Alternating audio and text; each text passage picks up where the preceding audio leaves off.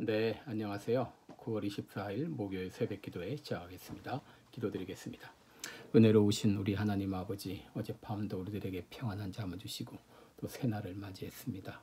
오늘도 하나님의 영광을 위해서 살아가는 1분 1초가 되게 하여 주옵시고, 지금 당면한 모든 코로나 바이러스가 속히 끝나도록 도와주시고, 모든 국가적인 재난이 속히 물러가게 하시고, 하나님의 공의가 이 땅 위에 실현될 수 있도록 주님 역사하여 주옵소서. 이 시간도 온전히 주님 앞에 의탁하며 예수님의 이름으로 기도드리옵나이다. 아멘. 네, 찬송가 528장입니다. 예수가 우리를 부르는 소리. 또 예전 찬송가는 318장입니다. 528장입니다. 예수가 우리를 부르는 소리.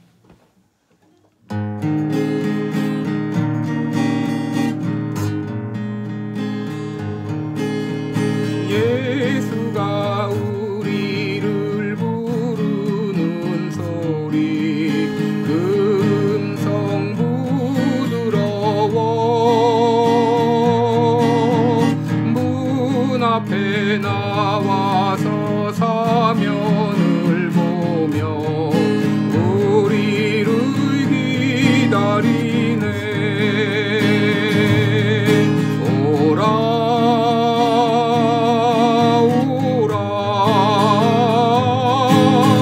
방황치 말고 오라.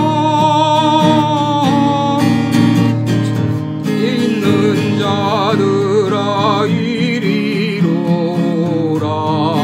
주 예수 앞에 오라. 간절히 오라고 부르실 때에 우리는 지체하랴. 주님의 은혜를 왜 아니 받고 못 들은 채 하려나. 오라 오라. 방황치 말고 오라. 죄 있는 자들아 이리로 오라. 주 예수 앞에 오라. 세월이 살같이 빠르게 지나 쾌락이 끝이 나고 사망의 그늘이 너와 내 앞에 울리며 가리우네. 오라 오라. 방황치 말고 오라. 죄 있는 자들아 이리로 오라. 주 예수 앞에 오라. 우리를 위하여 예비해 주신 영원한 집이 있어. 죄 많은 세상을 떠나게 될 때 영접해 주시겠네. 오라 오라. 방황치 말고 오라. 죄 있는 자들아 이리로 오라. 주 예수 앞에 오라.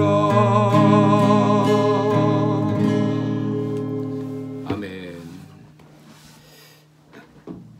네, 우리 오늘부터는 룻기의 말씀 보겠습니다. 오늘 룻기 1장 1절부터 7절까지 보겠습니다.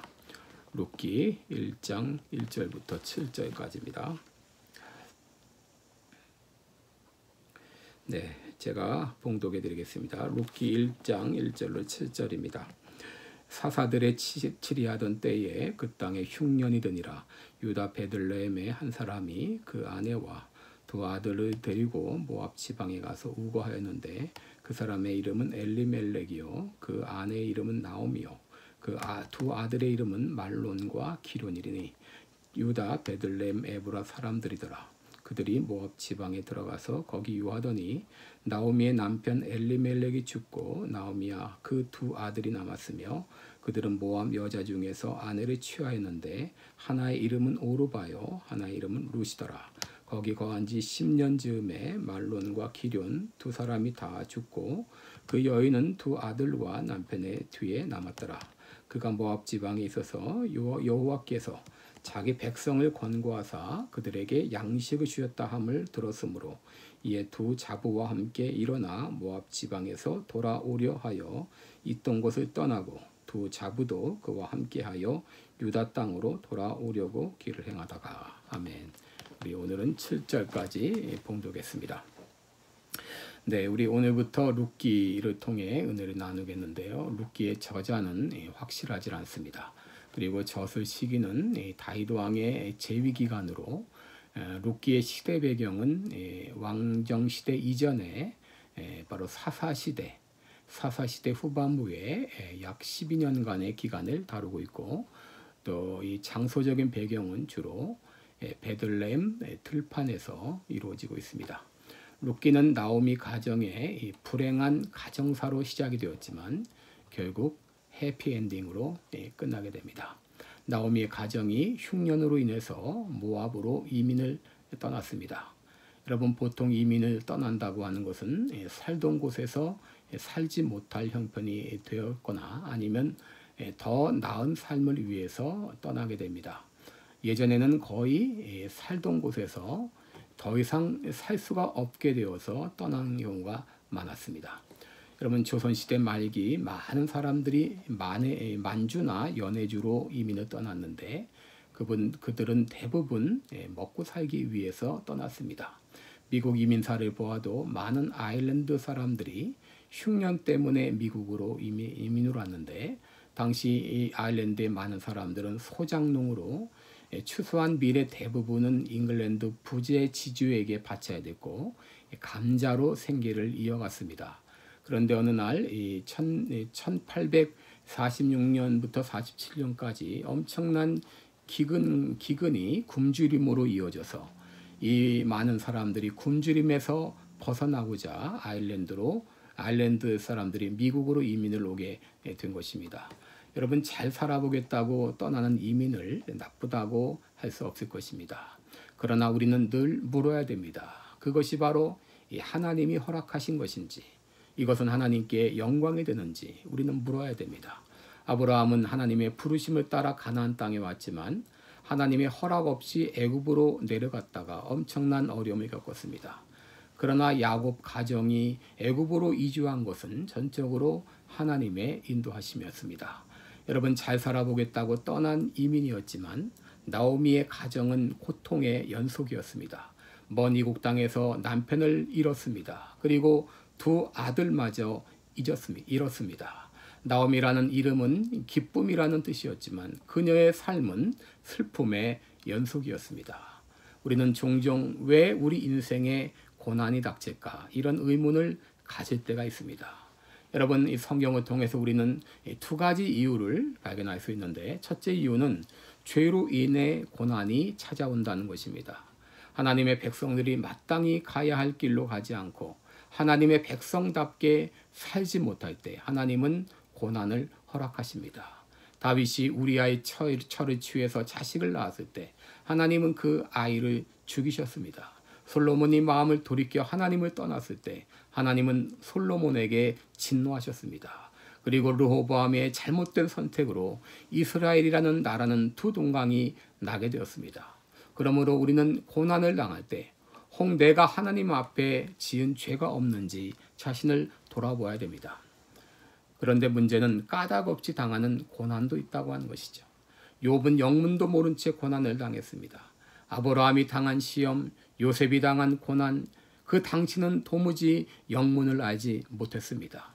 그러나 우리는 지금 까닭없이 당하는 고난에도 하나님의 뜻과 계획이 있다고 하는 것을 알고 있습니다.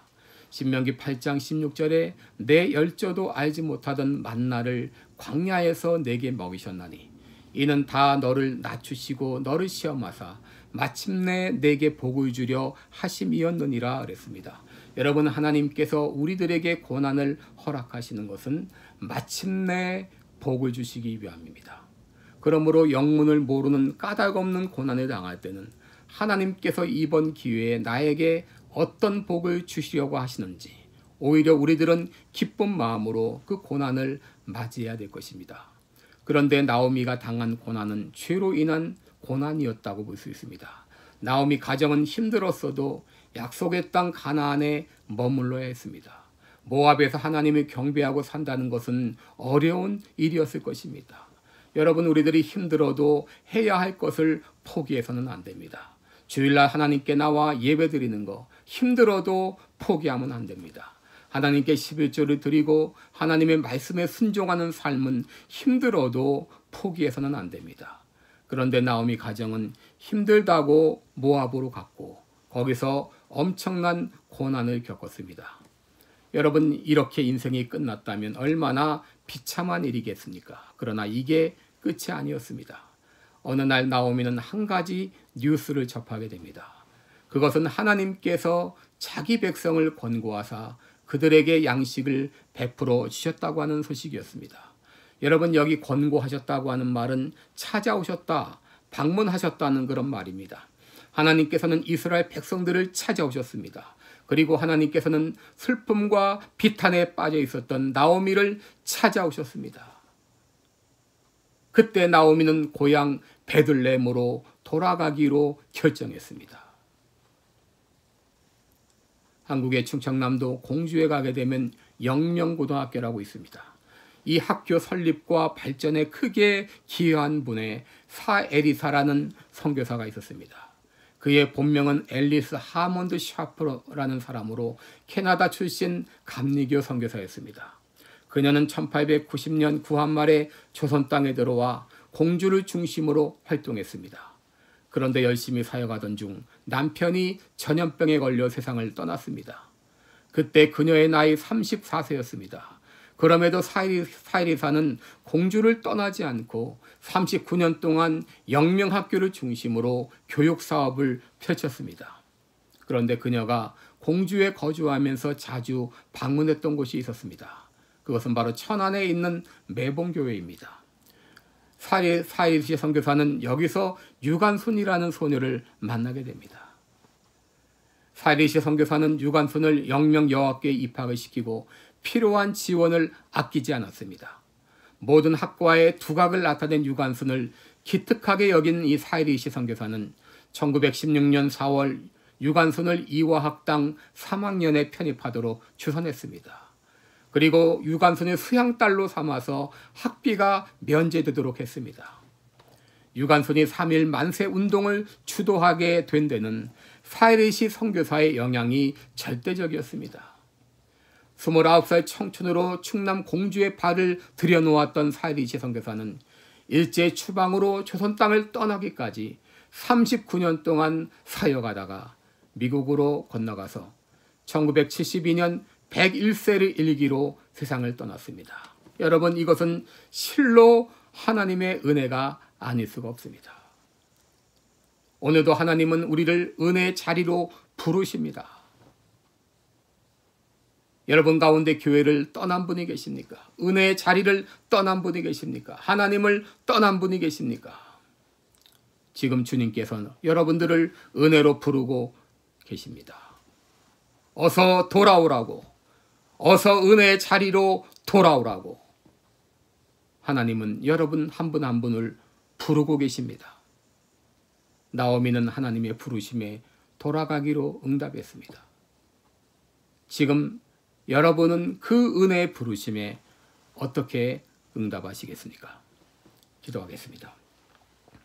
은혜로우신 우리 아버지, 우리를 고난의 자리에, 비참한 자리에 그냥 홀로 두지 않으시고 우리들을 불러 은혜의 자리로 인도하시는 주님을 찬양합니다. 오늘 하나님께서는 우리를 부르고 계십니다.